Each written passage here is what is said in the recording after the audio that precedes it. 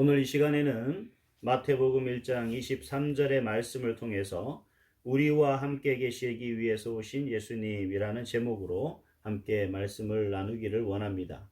먼저 말씀을 나누시기 전에 오늘 이 시간 함께 예배하기 위해 모인 우리 이끄심 교회 가족들, 그리고 미니엘 가족들, 또 여러분들, 그리고 이 영상을 시청하시는 모든 분들께 주님의 놀라운 은총이 충만할 수 있기를 주님의 이름으로 축복합니다. 오늘은 성탄주일로 예배를 드립니다. 성탄주일은 예수님이 태어나신 날이 아니죠. 성탄주일이라는 것은 바로 예수님이 이 땅에 오신 것을 기억하고 또 그 예수님을 기념하며 그 예수님께, 그 하나님께 감사와 영광을 돌리는 주일이 바로 성탄주일입니다. 그래서 우리가 이 성탄주일 또 성탄절 하다 보면 좀 약간 한쪽으로 치우치는 경향이 있어요. 그게 뭐냐면 다름 아니라 예수님의 오심을 기뻐하고 감사하는데 한편으로는 이 예수님의 동정녀 마리아 탄생에 대해서 약간 부각하는, 초점을 맞추는 그런 경향이 있기는 합니다. 왜냐하면 이 예수님의 오심이 바로 하나님이 이 땅에 현현, 즉 이 땅에 오신 것인데 그 사실을 좀 강조하려고 하다 보니까 이 성령으로 잉태하여 탄생했다라고 하는 그 이야기에 좀 알게 모르게 초점이 맞춰지는 경향이 있는 것 같아요. 그러나 이 사실을 강조하지 말아야 됩니다라는 사실은 아니지만, 그러다 보니까 우리가 한 부분을 좀 놓치고 있는 것은 아닌가 하는 생각이 들어서 우리가 이 성탄주의를 통해서 우리 예수님이 이 땅에 오신 그 목적, 그 이유가 과연 무엇인가 하는 부분에 대해서 우리가 그동안 많이 나누었던 말씀이지만 또 한 부분, 우리가 놓치고 있는 부분이 이러한 부분이 아닌가 하는 생각에서 함께 말씀의 은혜를 나누고자 합니다. 제가 어렸을 때인 것 같아요. 많은 그 나라들, 또 우리나라를 비롯한 여러 이웃 나라들, 뭐 중국이나 일본이나 아니면 뭐 다른 나라들을 보면 그 신화라는 게 있습니다. 뭐 건국 신화 뭐 이런 게 있잖아요. 뭐 고조선의 건국 신화 하면은 누가 떠오릅니까? 우리가 단군 신화라고 하는 것을 알 수 있죠. 단군 신화가 어떤 겁니까? 곰이 너무나 사람이 되고 싶어 여자로 변했는데 그 환웅이 잠시 인간으로 변해서 그 곰이 변한 여인과 결혼하죠. 웅녀와 결혼을 해서 낳은 아들이 바로 단군이다 하는 단군 신화가 있고, 또 박혁거세 신화도 있죠. 알에서 태어난 그런 혁거세. 또 로마의 경우도 로마의 건국자이자 그 초대 왕인 로물루스라는 그러한 사람이 있는데, 이 로마 건국 신화에 따르면 이 로물루스는 쌍둥이에요. 근데 이 쌍둥이가 바구니에 담겨서 이 티그리스 강에 버려졌어요. 그러다가 필라티노 언덕에 걸려서 멈춘 것을 늑대가 발견하고 그 늑대가 젖을 먹여서 키우다가 나중에 이제 사람들이 발견해서 그 두 쌍둥이가 로마를 제국한, 건설하는 그러한 뭐 신화가 있고, 뭐 가까운 중국이나 일본의 경우도 조금 내용은 다르지만 뭐 나름의 건국 신화를 다 갖고 있습니다. 그리고 이러한 인물들이, 중요한 인물들이 탄생함으로 인해서 나라가 시작되고 하는 뭐 그런 것을 볼 수가 있어요. 그리고 이러한 신화들의 내용을 보면 모두 신의 개입입니다. 그러니까 신이 뭐 사람을 보내거나 아니면 또 특별한 어떤 한 사람이 그 신의 어떤 개입을 통해서 등장해서 나라를 세우거나 뭐 혼란한 나라를 통일시켜서 한 나라를 온전히 통일해서 세워나간다거나 하는 식의 이야기가 일반적인 뭐 건국 신화입니다. 그러나 우리가 성경을 보면, 성경에 나오는 인물들의 탄생을 보면 이런 신화들과는 조금 다른 것을 알 수가 있어요. 동양과 서양의 그 신화의 이야기가 비슷하고, 또 서양은 서양의 나름대로 그 신화들이 비슷한 이야기가 있는데, 앞에서 제가 로마의 신화를 이야기했는 그 부분을 통해서 모세의 신화와 또 비슷하다라는 생각이 들 수가 있어요. 모세도 어려서 태어나서 강에 버려졌죠. 그래서 왕궁으로 갑니다.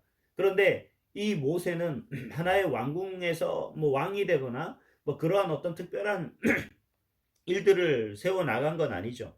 그것하고는 좀 다른 이야기로 세워나가는 것을 볼 수가 있습니다. 신분 자체도 뭐 다를 뿐더러 또 모세가 오히려 그 왕궁에서 태어나서 왕궁에서 배웠던 그 모든 것들을 오히려 미디안 광야에서 다 벗어버리게 함으로 인해서 하나님이 전혀 새로운 사람으로 그 선지자로 세웠던 사람이 바로 모세다라는 것을 우리가 알고 있습니다.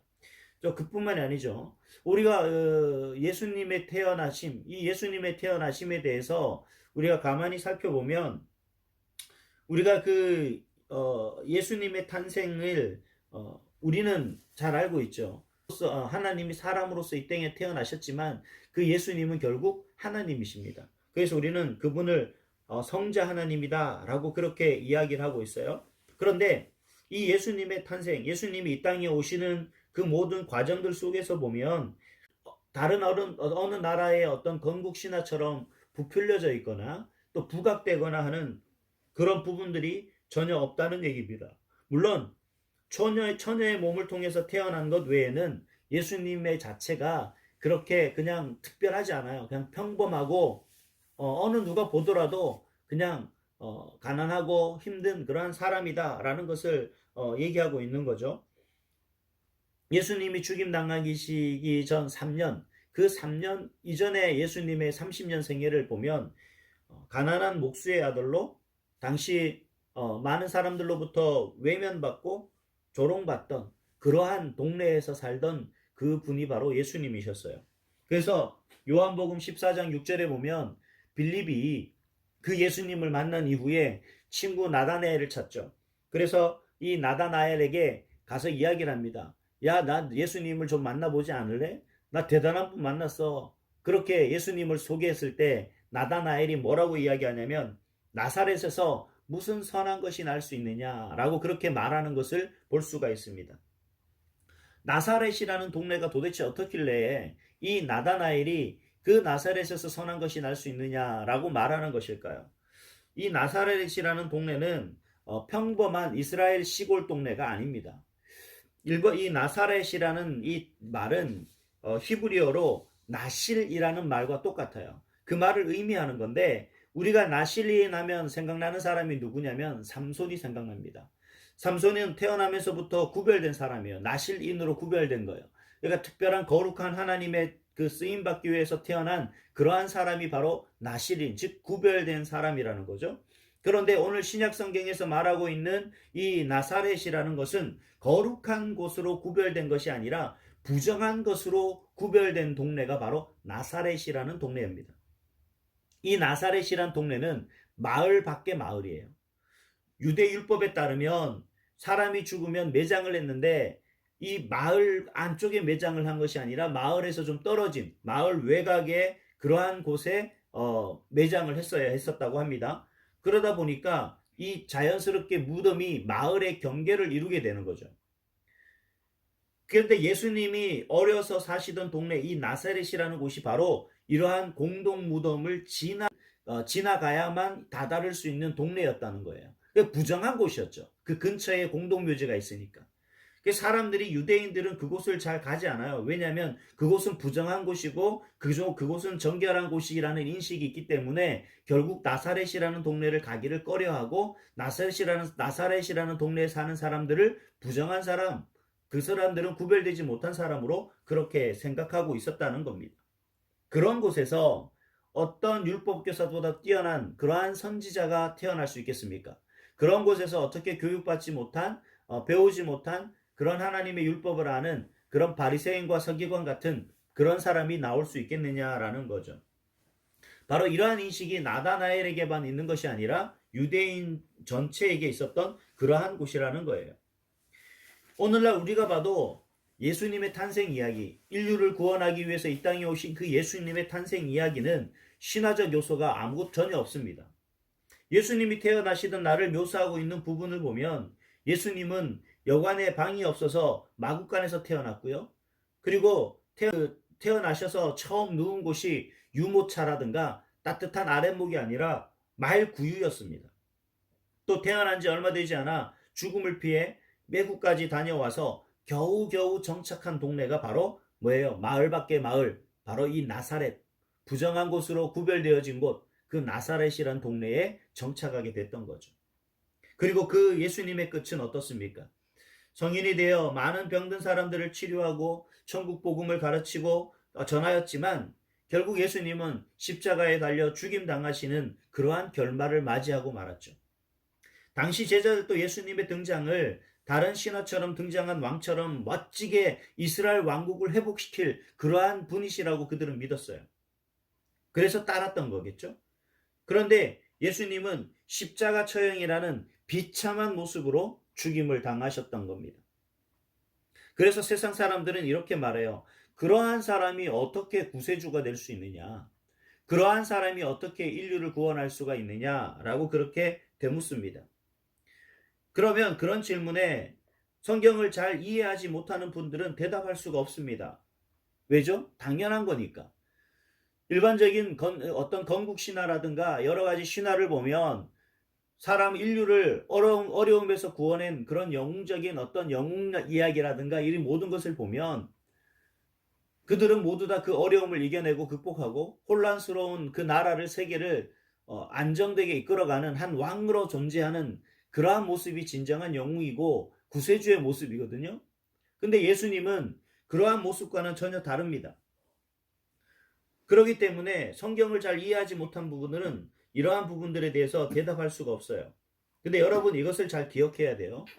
예수님의 탄생은 예수님을 신화적 탄생의 비유화를 통해서 그를 신격화하고 그를 특별한 인물로 급부상시키기 위함이 아닙니다. 예수님의 탄생을 그렇게 포장하기 위해서 성경이 예수님이 이 땅에 오셨다는 사실을 말하고 있지는 않아요. 예수님은 세상 사람들이 말하는 그러한 신격화를 이룰 필요가 없습니다. 포장할 이유가 전혀 없어요. 왠지 아십니까?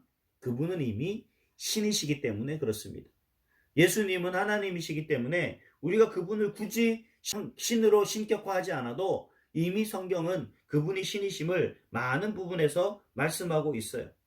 그래서 어떤 사람들은 예수님의 그 동정녀 마리아에게 성령으로 잉태했다는 사실을 신화적으로 부각해서 예수님께서 이 땅에 오신 하나님이심을 증명하려고 시도를 합니다. 그래서 많은 사람들이 왜 예수님은 그렇게 신화가 없느냐라고 이야기하면 왜 그러냐, 처녀가 잉태하지 않았느냐, 하나님이 처녀의 몸속으로 들어왔다 막 이렇게 얘기를 해요. 그걸 막 부각시키려고 애쓰고 수고합니다. 여러분 그런 시도를 할 필요가 없다는 거예요. 우리가 아니더라도 예수님이 성자 하나님이라는 사실은 이미 성경에서 충분히 설명하고 있다는 겁니다. 증거하고 있고 설명하고 있어요. 한 예를 들어 볼까요? 사도 요한을 보면 이 요한복음의 첫 시작에서 사도 요한이 이 예수님을 이렇게 이야기를 해요. 요한복음 1장 1절에 태초에 말씀이 계시니라. 이 말씀이 하나님과 함께 계셨으니 이 말씀은 곧 하나님이시니라 라고 그렇게 말씀합니다. 여기서 말씀을 의미하는 분이 누구냐? 곧 예수님을 가르치고 계시는 거예요. 즉 삼위일체 하나님, 성부 하나님, 성자 하나님, 성령 하나님 중에 바로 그 성자 하나님이신 예수님이 이 땅에 오셨다라는 거죠. 다시 말하면 반대로 이야기하면 이 땅에 오신 이 예수님은 이미 하나님 태초에 계셨던 그 하나님과 함께 하셨던 하나님이시다라고 하는 겁니다. 다른 성경도 이를 충분히 증명해주고 계시기 때문에 우리는 예수님의 신적 부분을 증명하는 일에 매달리기보다 좀 다른 일에 이 시간을 드려야 된다고 저는 생각을 해요. 예수님이 이 땅에 오신 이유 그가 하나님이시기 때문에 이 땅에 오셨습니다라고 하는 얘기는 이제는 우리가 너무 잘 알고 있는 얘기죠. 그렇다면 이 성탄주의를 통해서 우리가 무엇을 그 예수님을 묵상해야 될까? 우리는 예수님이 이 세상에 오신 목적을 이렇게 말을 해요. 인류의 죄를 대신해서 십자가 대속제물 되시기 위해서 이 땅에 오셨다. 그래서 우리는 그를 믿는 자마다 멸망치 않고 구원을 받는다. 맞습니다. 정확한 대답이에요. 성경에도 분명히 그렇게 얘기하고 있죠. 요한복음 1장 12절에 영접하는 자 곧 그 이름을 믿는 자들에게는 하나님의 자녀가 되는 권세를 주셨다라고 그렇게 말씀하고 계십니다. 그러나 오늘 저는 여기서 한 가지를 더하여 여러분에게 말씀을 드리려고 합니다. 여러분 예수님께서 이 땅에 오신 목적, 여러분 물론 우리 인류를 구원하시기 위함이시죠. 그런데 또 한 가지 아주 깊은 의미가 있어요. 바로 임마누엘을 위해서라는 겁니다. 임마누엘이 그럼 무슨 뜻이냐? 임은 바로 뭐예요? 함께라는 말이죠. 바로 아누라는 말은 우리입니다. 우리. 그리고 엘은 하나님이에요. 그래서 하나님이 우리와 함께 계신다라고 하는 그러한 뜻을 가지고 있는 겁니다. 여기서 임마누엘이란 이름을 통해서 하나님이 우리에게 말씀하시려고 하는 메시지가 뭐냐? 바로 성자 하나님을 이 땅에 보내시는 분명한 목적이 바로 이 이름 가운데 담겨 있습니다.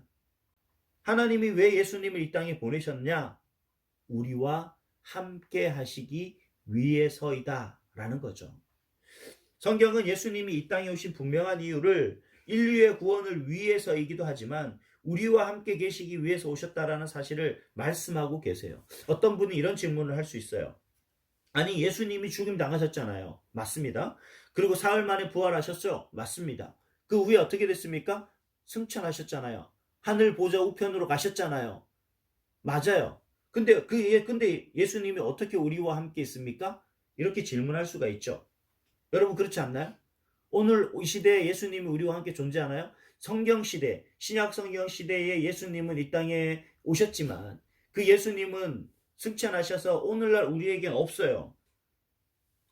그런데 여러분 성경을 보면 예수님께서 승천하시기 전에 이렇게 말씀하세요. 마태복음 28장 20절에 보니까 내가 세상 끝날까지 너희와 항상 함께 있으리라 라고 그렇게 이야기를 합니다. 아니, 승천하신 하나님이 어떻게 세상 끝날까지 우리와 함께 하신다는 거죠? 여러분, 눈에 보여야만 함께 하는 것은 아닙니다. 꼭 눈에 보여야만 우리 가운데 눈으로 인식되어야만 우리와 함께 한다라고 하는 것은 그건 잘못된 생각이죠. 사람의 범주에서 가능한 일이죠. 그러나 하나님, 즉 신의 영역에서는 그것은 불가능한 일이 아닙니다. 하나님은 태초부터 우리와 함께 계셨죠. 앞에서 말씀드린 요한복음 1장 1절의 말씀처럼 태초에 말씀이 계셨고 하나님과 함께 계셨다 그랬죠. 이 예수님의 오심은 바로 하나님의 함께 하심의 증거일 뿐만 아니라 우리 하나님께서 우리를 구원하시기 위해서 이 땅에 그 성자 하나님을 보내신 것일 뿐만 아니라 또 하나님이 살아계셔서 우리와 늘 항상 함께하고 있다는 그 증거하시기 위해서 그 예수님을 이 땅에 보내셨다는 겁니다. 그래서 우리는 그 하나님을 믿음으로 성자 하나님을 믿음으로 구원의 은혜를 받게 된 것이죠. 그런데 여러분, 임마누엘의 뜻, 이 뜻은 바로 하나님이 우리 사람을 향한 간절한 바람을 가지고 있는 그러한 그 말씀이라는 사실을 여러분 아십니까? 하나님의 간절한 바람은 물론 우리 모두를 죄에서 구원하시는 것이기도 해요. 인류를. 그렇지만 우리가 이 모든 인류가 모두 다 구원을 받는 것으로서 끝나는 것이 아니라 이 예수님께서 재림하시는 그날까지 우리가 믿음을 가지고 살아가야 되는데 그러한 흔들리는 우리와 그 하나님이 우리를 위해서 어떤 모습으로 살아가기를 원하시느냐? 바로 함께 하시기를 원하신다는 거죠. 이 하나님의 함께 하심이 이 신약 성경 단순히 임마누엘이라는 말씀 한마디로서 그 모든 것을 설명하고 있는 것은 아니에요. 비슷한 얘기지만 구약 성경을 보면 출애굽한 이스라엘 백성들과 언약을 맺으신 하나님께서 이스라엘 백성들에게 가장 먼저 지시한 것이 뭐냐면 성막을 건축하도록 하신 것입니다. 왜 하나님이 갑자기 이스라엘 백성들에게 성막을 건축하라고 하셨을까요? 바로 하나님께서 그 성막에 거하시는 것이죠. 그곳은 하나님이 거하시는 곳이었어요. 즉 하나님은 항상 이스라엘 백성들과 함께 하시기를 원했었죠. 그래서 이스라엘 백성들이 행진할 때 결국 그 성막에 하나님이 임하시고 하나님의 임재가 가득했던 그 법궤가 가장 앞서갔죠. 그렇죠? 그리고 하나님이 광야에서 머무르실 때는 그 하나님 중심으로 해서 모든 백성들이 진을 치고 모였어요. 이 말의 의미는 하나님은 이미 구약 성경부터 그 백성들과 함께 하시기를 간절히 원했던 거예요. 그래서 구약 성경에서 많은 성경들이 이 성막을 일컬어서 뭐라고 이야기하냐면 여호와의 성막이라고 표현합니다. 그리고 시편 132편 5절에 보면 이 시편 기자는 뭐라고 얘기하냐면 여호와의 처소이다 라고 그렇게 표현하는 것을 볼 수가 있어요. 결국 하나님은 그 성막에 거하시면서 이스라엘 백성들을 이끄시기도 하시고 그들을 보호하시고 그들을 매일 아침과 저녁 그렇게 만나면서 그들의 필요를 채우시기도 하시고 그들을 바르게 그들이 하나님의 백성으로서 온전히 살 수 있도록 늘 살펴주셨던 분이 바로 그 하나님이시다라는 거죠. 자, 하나님이 왜 그들 가운데 함께 계시길 원하셨나? 바로 그들과 함께 하시며 그 모든 것들을 더하여 주시기를 원하셨다는 사실이에요.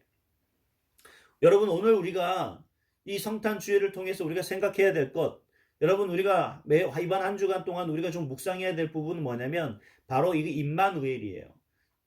왜냐하면 우리 삶이 항상 임마누엘 하나님이라는 인식 속에 살아가야 되는 삶이 되어야 돼요. 그래야만 우리 믿음이 성장해야 돼요. 성장할 수 있는 겁니다. 성탄절은 바로 그것을 다시 생각하고 그것을 깊이 묵상하는 시간이에요. 여러분, 우리가 살아갈 때 아무 생각 없이 살다 보면 죄를 짓기도 하고 나쁜 말을 하기도 하고 나쁜 행동을 할 수도 있습니다. 그러나 임마누엘을 생각하고 이것을 내 마음속 깊숙이 새겨 놓으면 나쁜 생각, 나쁜 행동을 함부로 할 수가 없죠. 왜? 하나님이 나와 함께 하시는데 우리가 어떻게 그럴 수가 있겠느냐라는 겁니다. 사랑하는 이끄심 성도 여러분, 그리고 미니엘 가족 여러분, 그리고 이 영상을 시청하시는 여러분, 지금 코로나로 인해서 사회적 거리두기가 3단계로 격상해야 된다, 아니다 라고 갑론을박이 펼쳐지고 있습니다. 사회적 거리두기가 사실 우리 실생활에 엄청난 파장을 일으키고 있는 것, 당연한 거죠. 많은 사람이 일자리를 잃고 또 소상공인은 생계 유지가 어려운 지경에 이르렀습니다. 물론 우리 성도들은 교회에서 예배드리지 못하는 것도 사실입니다. 온라인으로 동영상으로 예배드리는 것이 현실이죠. 하루빨리 코로나가 사라져야 할 텐데 그 시간이 언제 될지 아무도 예측할 수 없는 가운데 우리는 살고 있습니다. 어느 사람도 이런 상황에서 참 어떤 말로도 위로할 수도 또 위로가 되지 않고 있습니다. 생계가 막혀 어려운 분들에게 무슨 말이 위로되겠습니까? 하지만 오늘 우리가 살펴본 말씀, 오늘 우리에게 주신 이 말씀이 저와 여러분에게 위로될 수 있으리라 믿습니다. 사랑하는 여러분, 임마누엘, 하나님이 함께 계십니다. 힘들고 어렵지만 좌절하거나 낙심하지 마시고 우리와 함께하기 위해서 이 땅에 오신 그 성자 하나님, 지금도 그분은 우리와 함께 계시는 임마누엘 하나님이십니다. 그 하나님을 믿고 그 하나님으로부터 위로를 받으시고 끝까지 견디시고 승리하시는 여러분 될 수 있기를 소망합니다. 임마누엘, 내가 세상 끝날까지 너희와 항상 함께 있으리라 말씀하시는 그 예수님의 그 말씀 붙들고 코로나로 인해 어렵고 힘든 이 시절을 잘 이겨나가시고 결국 승리하여 하나님께 영광 돌리는 모든 성도 될 수 있기를 주님의 이름으로 축복합니다. 아멘. 기도하겠습니다.